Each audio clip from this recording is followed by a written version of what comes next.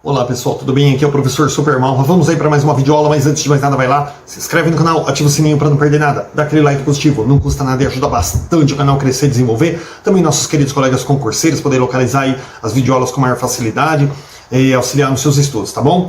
Não custa nada e ajuda bastante. Então se inscreve no canal, dá aquele like positivo e vem contigo. E hoje nós vamos falar sobre uma temática muito legal. Eu dei até uma parada aqui nos nossos estudos do concurso para poder dar uma aula bem bacana, bem divertida. Todo mundo pode achar até que é uma brincadeira, mas não é. Pessoal, eu gosto muito de videogames e jogo bastante, tem muitos jogos de videogame que são até muito instrutivos, e é o caso deste título aí que está na descrição, que é o Ghost of Tsushima. Pessoal, Ghost of Tsushima é o quê? Ghost é fantasma em inglês, né? Tsushima, pessoal, é uma ilha localizada ali no Japão, e na verdade ela faz divisa, tá? Do Japão aí com outros países. E a ilha de Tsushima, ela tem uma história no século XIII, que ela recebeu aí, se eu não me engano, 2 invasões mongóis, né? Esse jogo ele vai falar sobre a primeira invasão mongol. E aí eu vou fazer uma pequena ligação desse jogo, pessoal, com a pedagogia. Porque tem bastante concurseiros aí como eu, né, professores pedagogos, como eu, por exemplo, que gosta de um videogame. E muitas pessoas aí falam assim, mas videogame não tem nada de pedagógico. Não estou dizendo para ninguém comprar videogame e começar a jogar. Mas eu digo assim, pelo menos aqueles que gostam, né, pessoal, tem uma ligação, achei uma ligação muito forte desse jogo. Esse jogo, pessoal, aqui, ó. Opa, deixa eu ficar aqui atrás. Ghost, ó, sei que dá para ver direito, ó. Ghost of Tsushima. Tá? Ele fala sobre o quê? Esse jogo, pessoal, ele conta uma história real que aconteceu realmente aí no século XIII, mas claro, né, pessoal, como é um jogo de videogame, vai colocar muita ficção em cima. Tem inclusive um jogo aí, já tá quase para completar 20 anos, né, chamado God of War, né, Deus da Guerra. E o God of War, ele vai falar sobre toda uma guerra que tem no Olimpo. Então ele fala muito sobre a mitologia grega, um jogo, pelo amor de Deus, inclusive recentemente o Tony Fagundes ali numa live com a Maria Zilda, ele falou que ele foi descobrir o videogame com 60 anos de idade, que ele não se conformava de ver como os filhos dele gostavam tanto assim de videogame, e aí ele foi conhecer o videogame e começou a jogar o God of War, e ele ficou fascinado por aquela história da mitologia grega, tudo, e aí ele jogou o 1, jogou o 2, jogou o 3, e aí ele falou que ficou uma semana praticamente sem dormir, sem comer, só jogando, e ele ficou fascinado por aquilo, e ele se apaixonou, e dali pra frente ele começou a jogar diversos jogos de videogame, tudo feito, pessoal, com moderação, feito de uma forma saudável, é muito bom. E o videogame, não apenas para coordenação motora, capacidade de raciocínio, cognitiva, que tem que ser, a hora que você tem que ser muito rápido ali. Todos nós sabemos aí que tem vários jogos de videogame de diversas modalidades, esportivas, de luta, e eu particularmente gosto muito, gente, de jogo de aventura, que conta uma história e tal. E aí, voltando aqui para o Ghost of Tsushima, ele foi, nós temos aí hoje o videogame da atualidade, que é o PlayStation 4, né, tem outro videogame também, que é o Xbox, mas o PlayStation 4 aí é realmente o videogame que domina o mundo atualmente. E agora, meados aí de dezembro de 2020, né, acho que novembro de 2020 já vai sair o PlayStation 5, cada 5, 7 anos aí o pessoal muda a plataforma. Mas esse foi o último jogo exclusivo do PlayStation 4, agora para o ano de 2020. O último jogo exclusivo desse ano. O que é jogo exclusivo? Então nós temos aí o Xbox, temos Nintendo, nós temos PlayStation, né? São várias plataformas aí de empresas diferentes. E aí a maioria dos jogos sai para todos os videogames. Mas tem jogos ali que a determinada como que eu posso dizer? A determinada empresa, né? Ela vai lá e compra os direitos autorais. E só ela vai ter aquele jogo. Mais ou menos o que aconteceu aí com a Rede Globo nas últimas décadas, né? Que ela comprava tudo aí, tirou a Bandeirantes aí o direito de falar que era o canal do esporte, porque não passava esporte nenhum, porque a Globo não deixa. Ela compra até os jogos que não vai passar, mas não deixa o concorrente passar um jogo aí na televisão. E meio que monopolizou tudo ali. E algumas plataformas acabam fazendo isso, pega um jogo ali específico e compra os direitos autorais, só ela vai ter. Então se você quer jogar aquele jogo, você vai jogar ali. E o que aconteceu, por exemplo, com esse jogo aqui? Então, pessoal, agora falando realmente da história do jogo e por que eu estou ligando isso à pedagogia. O Ghost of Tsushima, pessoal, ele é um jogo de aventura, ou seja, é um jogo que vai contar uma história, tem lutas, aquela coisa tal, e se fala sobre samurais, né? Que é um tema aí tão, né? que as pessoas gostam, né? Eu praticamente não gosto muito, mas o pessoal fala que é muito, tem aquela questão da cultura japonesa, né? E os samurais, eles eram soldados japoneses aí nos séculos passados, que eles protegiam a nação, né? Eles protegiam pessoas indefesas. E tem diversos filmes de samurais, inclusive o Tom Cruise fez um filme chamado O Último Samurai. Nos anos 80 tinha um filme chamado American Samurai também, que era um samurai americano também, que era muito legal. E eu gostei praticamente de um ali que conta uma história muito legal sobre samurais, que é com Keanu Reeves, que chama Os 47 Ronins. Né? E o Ronin era uma outra pegada lá de samurai, não vamos ficar fugindo do tema aqui, mas tem alguns filmes de samurais aí que vale a pena assistir, é muito legal. E o Ghost of Tsushima, pessoal, ele fala o seguinte, pessoal, aqui é uma mistura de ficção com realidade. Então eu vou falar primeiro a realidade, depois eu falo a ficção e ligo isso à pedagogia de acordo com o meu entendimento. Então vamos lá. Gente, o título desse jogo ele se passa durante a primeira invasão mongol ao Japão, né, que acontece em 1274, ou seja, no século XIII. Pessoal, essa primeira invasão mongol, né, ela aconteceu ali no século XIII, de verdade, dizimou diversos, praticamente toda a ilha de Tsushima, tá? Então foi uma coisa bem catastrófica. E a partir disso o jogo pegou a temática. Então vamos lá ao jogo, né? Também não vou ficar me estendendo muito aqui. O jogo, pessoal, ele fala de um personagem fictício, claro, né? Chamado Jin Sakai, que é esse garotão aqui, ó. Tá? O Jin Sakai, ele é o seguinte. Antes de mais nada, deixa eu só falar mais uma coisa. Gente, o Império Mongol, ele é descendente de um dos maiores conquistadores e assassinos da história. Hitler? Não, que Hitler passou longe. Nero? Também não. Gengis Khan. Gente, Gengis Khan foi um líder mongol que ele teve uma vida bem difícil ali, né? Acho que, se não me engano, os pais acabaram sendo assassinados e ele acabou sendo capturado e depois foi solto e conseguiu fugir. Eu sei que aos 18 anos de idade, gente, Gengis Khan, ele já tinha conquistado diversos aliados e ele começou uma campanha de guerra invadindo o mundo afora aí em busca de conquista. Ou seja, ele aconteceu mais ou menos uma coisa igual ao Hitler, né? Ele poderia fazer uma baita deixar uma baita contribuição para o mundo, mas ele escolheu o lado errado, escolheu o lado do poder, o lado sabe, do poder absoluto ali, o lado da maldade, e Gengis Khan se tornou um dos maiores líderes cruéis da face da Terra, tendo aí, dizem aí, né, que computam que o número de mortes causadas por Gengis Khan chegou aí a 40 milhões de pessoas, ou seja, gente, uma boa parte do mundo aí, né, o cara matou gente pra caramba aí com seu exército em busca de conquista. E no jogo, tem um camarada lá, que vai ser o vilão do jogo, que ele é neto de Gengis Khan, né? No jogo, pessoal. Agora vem a parte fictícia. Ele é neto de Gengis Khan. E ele chega lá no Japão, e assim como aconteceu na vida real, o jogo trabalha dessa forma. Ele enviou cartas ali ao rei do Japão pedindo que se rendesse aos mongols. E o rei do Japão falou, você tá de brincadeira, né, cara? Eu tô quieto aqui no meu canto, você chega lá, pum, pá, e quer dominar minha terra e eu tenho que aceitar? Não vou aceitar, não. E ele começou a ignorar essas cartas.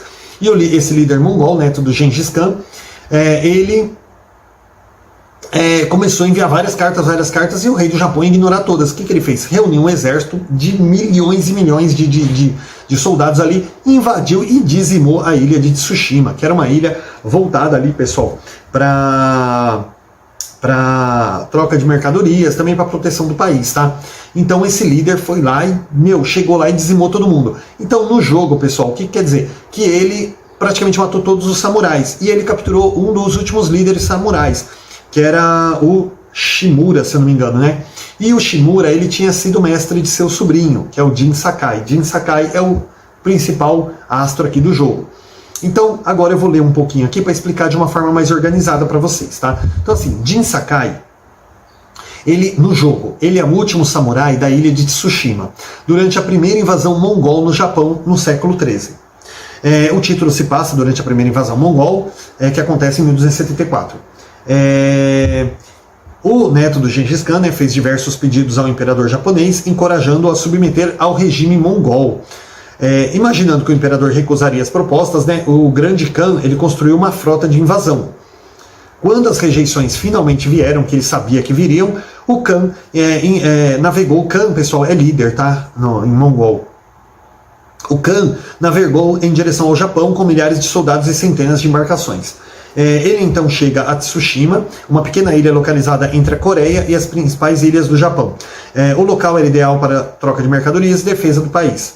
Em 5 de outubro de 1274, as tropas de Khan desembarcaram na praia de Komodahama, onde eles facilmente derrotaram ali o governador local e sua cavalaria. Os mongóis conquistaram a ilha e massacraram a sua população. Pessoal, boa parte disso aqui é tudo verdade, tá? E a história fala sobre isso. Aí o que vai acontecer? O tio do Jin Sakai, né, o mestre Shimura, ele foi ali sequestrado pelo líder mongol. No começo do jogo vai falar sobre isso. E aí o líder mongol fala assim, se rende aí, vocês vão se render, porque ele já tinha matado todo mundo, não tinha mais ninguém para matar. Aí ele falou, eu tenho que segurar esse velho aqui, porque esse velho é o líder de todos, então eles vão fazer qualquer coisa para salvar a vida dele. E o Jin Sakai tinha sido treinado por seu tio, foi o último samurai que sobrou ali.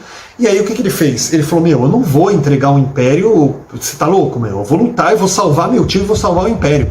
Aí você fala assim,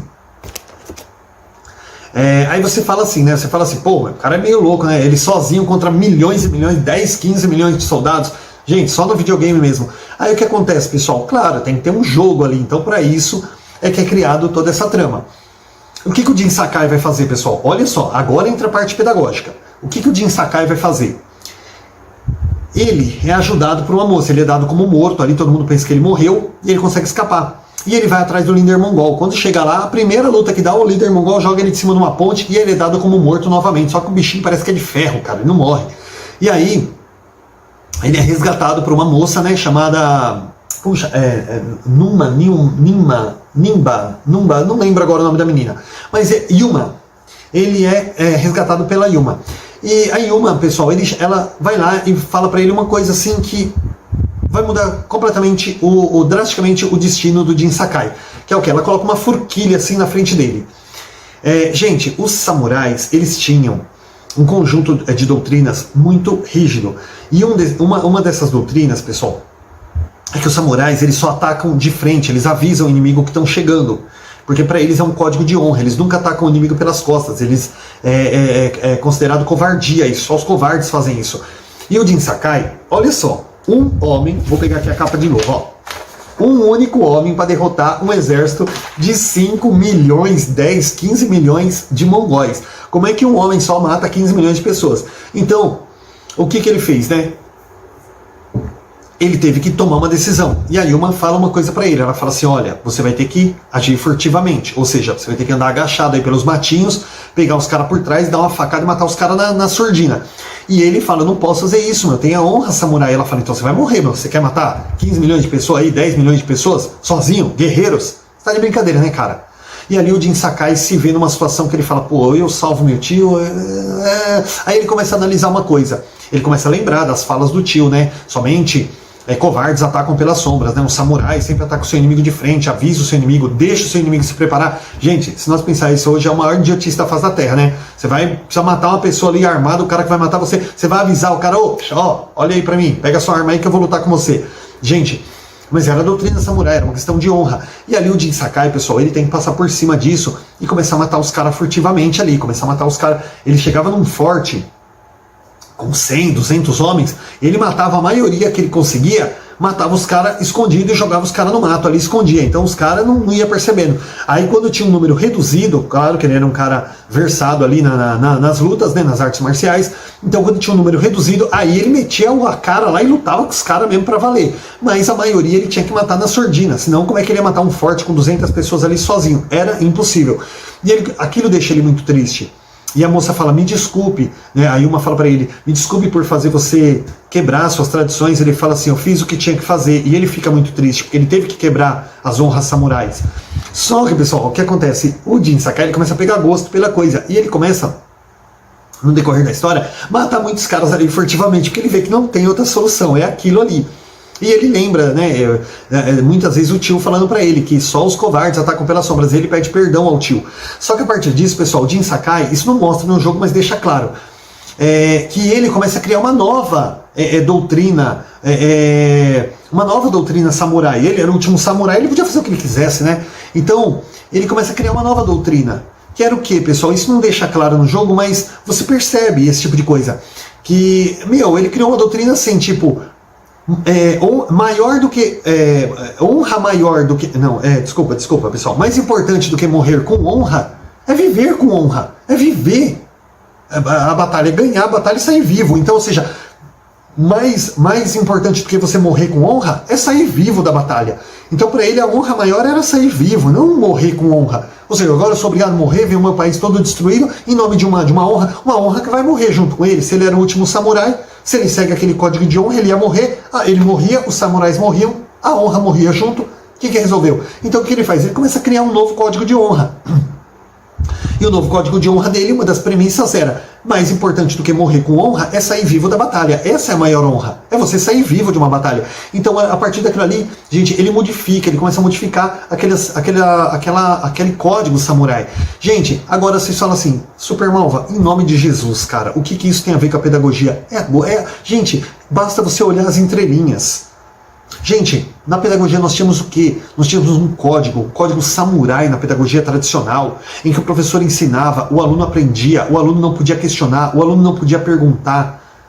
Ali, o professor, por exemplo, nós pegamos ali um filme maravilhoso que é o Sociedade dos Poetas Mortos, com Robbie Williams, que ali o professor, ele via que os alunos tinham aptidões para determinadas funções e não podiam, porque eles tinham que fazer aquilo que a escola dizia, aquilo que os pais diziam que eles iam. O pai falava: você vai ser médico como eu, você vai ser advogado como eu. E o aluno, pessoal, ele tinha outras aptidões, ele não podia, ele tinha que seguir aquilo que a sociedade mandava. O desenho B-Movie da DreamWorks também, né, a história de uma abelha, também conta a mesma coisa. A abelhinha nascia, já tinha até a profissão que ele ia fazer no futuro. E de repente uma abelhinha lá viu uma determinada função e ele falou: eu quero fazer aquilo. Não pode, a nossa família faz isso aqui.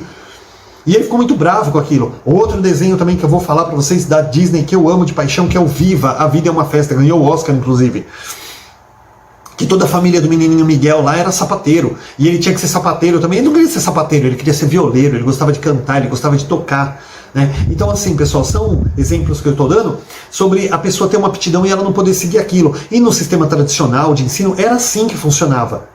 E o que nós tivemos que fazer? Karl Marx, Paulo Freire, Jean Piaget, Lev Vygotsky, eles meio que lutaram, pessoal, por um sistema. Na verdade, o Vygotsky ele não lutou muito contra isso, né? Mas ele criou um sistema ali que caminhou nessa direção. Ou seja, uma educação emancipadora, pessoal, uma educação onde o aluno ele possa questionar. Se vê que uma regra não está funcionando, que ela não é viável em determinado momento, você tem que meio que driblar aquilo ali. Agora, não, essa regra existe há 100 anos, nós temos que seguir ela. Se você insistir numa coisa que lá no passado talvez funcionasse, embora não funcionava, mas lá funcionasse, hoje o mundo se transformou.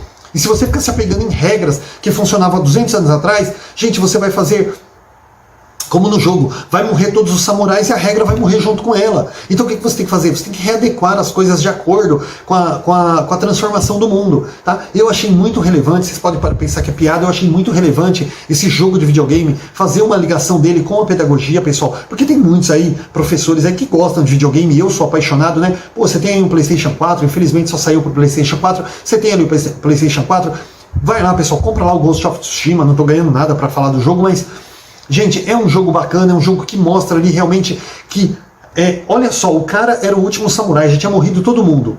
Ou ele mudava as regras samurai, criava as próprias regras dele, ou ele ia morrer também e com ele toda a cultura samurai. E aí? O que resolve? Então o que ele fez? Ele quebrou as regras samurais para que a cultura samurai permanecesse. Nossa, não entendi nada. Ou seja, o cara quebrou a regra para que a regra continuasse. Sim, para que ele salvasse toda aquela cultura, toda aquela coisa importante, ele precisava quebrar certas regras, porque senão ele ia tudo embora junto com ele. Então a mesma coisa na educação, pessoal. Quantos aí, como Paulo Freire, Karl Marx também tem a sua participação importante na educação emancipadora. Quantos educadores lutaram tantos anos, tantas décadas, pessoal, para transformar essa educação numa educação libertadora, para trazer com que o educando tivesse o direito de falar, de se expressar, de colocar suas opiniões, de modificar velhas regras que não funcionavam. Quanto que lutaram por isso? Então, quantos Jin Sakais aí nós tivemos na educação? Então eu achei muito legal, muito pertinente fazer essa ligação do jogo Ghost of Tsushima, de fazer essa ligação do jogo, pessoal, com a pedagogia, para que as pessoas também, de repente, você está jogando videogame ali, você joga videogame não simplesmente jogando uma história, uma bobagem qualquer ali, mas de repente fazendo até uma ligação, né, do jogo é o lado pedagógico. Então, enquanto você se diverte, você também vai construindo ali e você vai construindo ideias para o seu trabalho, para os seus estudos, baseado inclusive num jogo que não explicitamente vai falar sobre pedagogia, mas que você consegue fazer uma ligação muito bacana. Pessoal, achei muito pertinente, muito relevante fazer essa ligação. Tá? Então quem gosta aí de game, inclusive pessoal, tem vários gamers aí, youtubers, né, que são gamers, que fazem vídeos fantásticos, aí eles têm aquela facilidade, né, de colocar os vídeos na tela, e eu vou fazer um convite aí para vocês, coloquem lá assim, né, Ghost of Tsushima Zangado, que o Zangado é um dos maiores gamer-tubers que tem no Brasil aí. É um cara muito legal, muito engraçado, inclusive, e ele faz um review, uma análise aí sobre o Ghost of Tsushima, né, ou vale a pena ou não jogar, sei lá. E assim, eu acho muito legal vocês assistirem, verem um pouquinho dos vídeos do jogo, vocês aprendem um pouquinho sobre a cultura japonesa, sobre a invasão mongol, e de uma forma fictícia ali, né, o Jin Sakai, ele se torna ali os pedagogos, né, ele representa os pedagogos aí do mundo, lutando por uma educação emancipadora e tendo que quebrar velhas regras para construir uma educação melhor, né. Então assim, se você se vê na saga do Jin Sakai ali, vê realmente a necessidade dele de quebrar algumas regras, de lutar, de sobreviver para manter viva a tradição samurai. Então assim, se você começar a olhar com esses olhos pedagógicos, vocês vão ver que o jogo é fantástico. Talvez, com certeza, né, a intenção não foi essa quando criaram o jogo, mas eu fiz essa relação, comecei a jogar, né, anteontem eu comecei a jogar o Ghost of Tsushima, achei muito bacana já o início dele e fiz essa ligação, achei muito pertinente aí fazer essa ligação com a pedagogia, para vocês virem aí, que o videogame também aí tem momentos aí que ele acaba sendo educativo também, tá bom, pessoal? Então quem gosta de videogame aí, joga o Ghost of Tsushima, porque vai valer muito a pena e vai, não digo auxiliar nos seus estudos, mas vai fazer com que você reflita melhor sobre aí o nosso trabalho pedagógico nas escolas também, tá bom? Se você gostou do vídeo, pessoal, se inscreve no canal, dá aquela curtida aí, aquele like positivo, ajuda bastante aí o canal, divulga aí pros seus amigos aí o trabalho do professor Supermalva, pessoal, que trabalho que não custa nada, né, de graça para todo mundo, a gente está compartilhando um pouquinho o que aprendeu, tá? E o que vocês podem colaborar comigo é justamente se inscrever no canal e compartilhar com todo mundo aí e divulgar para as pessoas, tá bom? Então, pessoal, bons estudos e até a próxima videoaula.